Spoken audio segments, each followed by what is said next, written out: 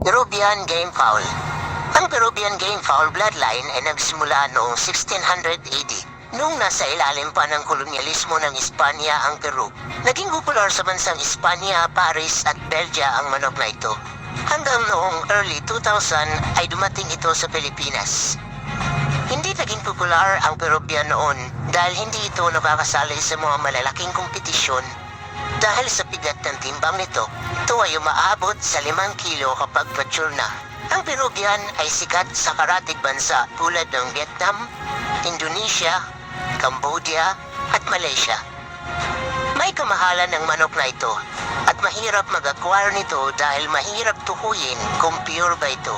Ang itsura ng mga Peruvian ay malalaki ang ulo, matangkad, pangit ang balahibo, mahaba ang leeg, tutub ang likod, at maiiksi ang buntot.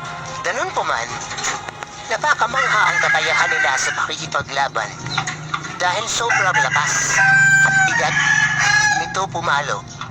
Unat ng paa kapag pumalo, angat sarado, at kahit sa kabila ng laki ng katawan nito, mabilis ito gumalaw at kayang makipagsabayan sa ere. May iba't ibang uri ang Peruvian. Ito ay ang Peruvian Black Knight, Peruvian Carmelo, Peruvian